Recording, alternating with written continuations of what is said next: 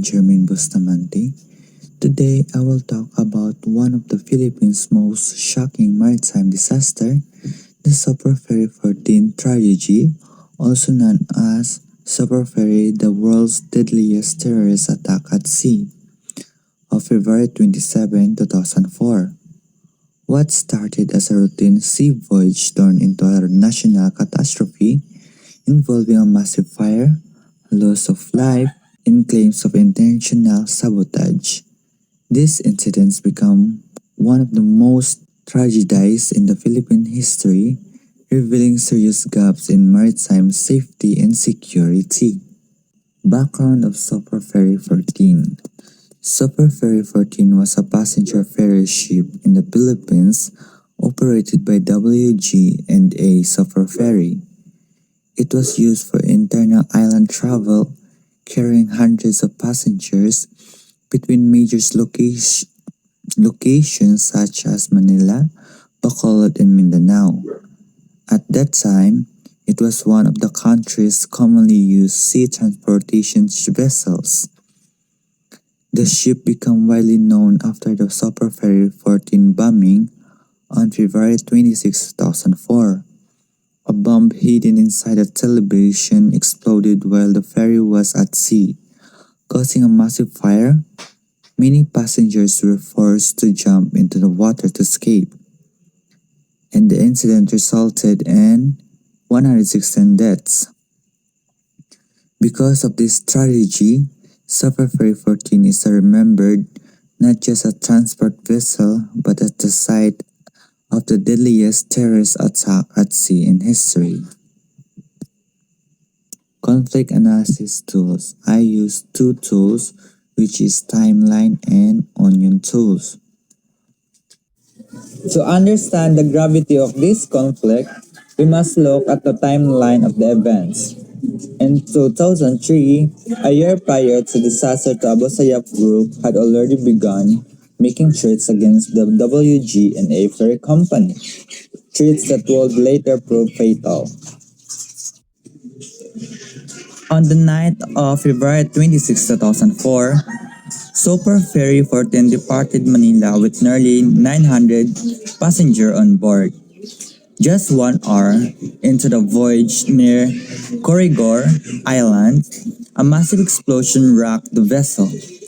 By the early morning, the fire was uncontrollable.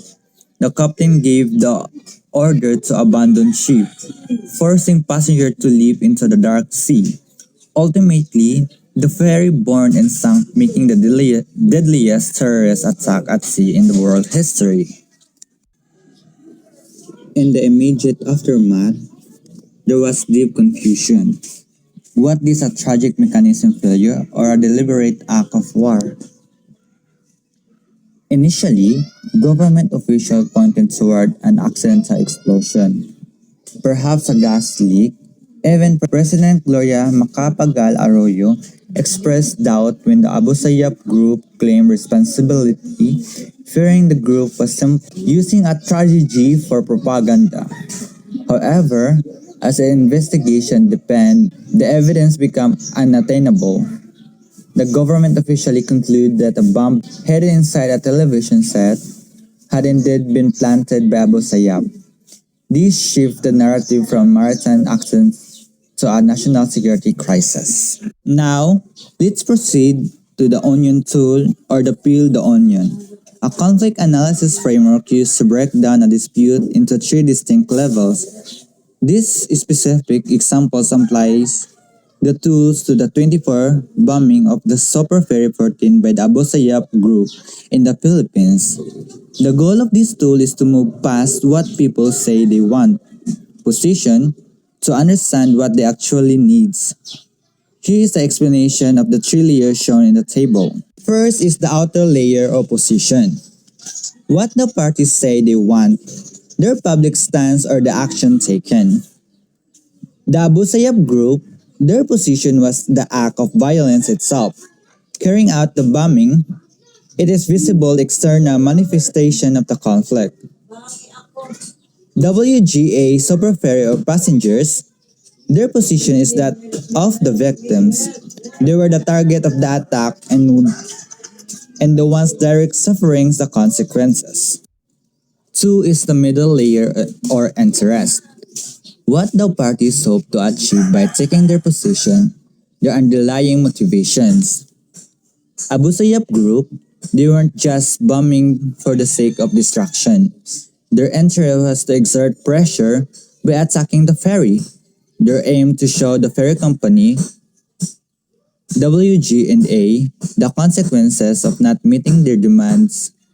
WG&A Superferry and passengers, their interest was basic function safety. They wanted to maintain a business or save trouble. And once the attack happens, their immediate interest shift to survival to a ship caught fire. The last is the core or needs. The fundamental requirements that must be met for a person or a group to feel satisfied or secure. These are often negotiable. Example, survival, identity, or basic sustenance. Abu Sayyaf group at the very core their needs in their specific context was financial gain. The text notes that this was driven by their demands for protection, money, extortion. WGA and Superferry and passenger, their core needs were safety, protection, and rescue. This represents the basic human requirements, the preservations of life and security for physical harm. By peeling the onion, analysis can see that while the position is a violence explosion, the root need for one side was money, and for the other it was basic human security. This strategy exposed massive gaps in maritime security. In response, the analysis points the three critical pillars of improvements. First is security screening. First, we must move beyond basic safety and implement rigorous security screening.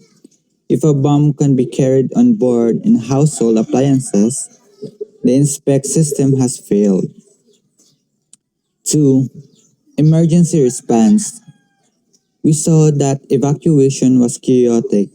Enhancing emergency training ensures that if the worst happen, the crew and passengers are prepared to act efficiently. 3. Counterterrorism. Finally, the root cause terrorism must be addressed through strengthening intelligence and countermeasures to prevent this growth from operation with such reach. The Superferry14 tragedy remains the world's deadliest maritime terrorist attack, occurring on February 26, 2004, when a bomb hidden in a television set by the Abu Sayyaf group ignited a massive fire that kills 116 people, where initial reports suggested an accidental explosion. A formal investigation eventually confirmed the attack was a deliberate act of terrorism. Analyzing this conflict through the onion tools allowing us to pick back the surface level positions, the bombing versus the victims, to reveal the underlying interest where the ASG sought to pressure the ferry company while passengers sought for safe travel. At the core, we find a clash of fundamental needs. The ASG's pursuit of financial gain through extortion versus the victims' non-negotiable need for safety and protection. To prevent such disaster, it is essential to implement the strategic recommendations driven from this analysis, especially by improving security screening for all cargo, enhancing emergency evacuation training, and strengthening national counterterrorism measures. Our mission now is to ensure that the recommendation of improved screening and stronger countermeasures are not just ideas on a slide, but reality of every port. Thank you for engaging today.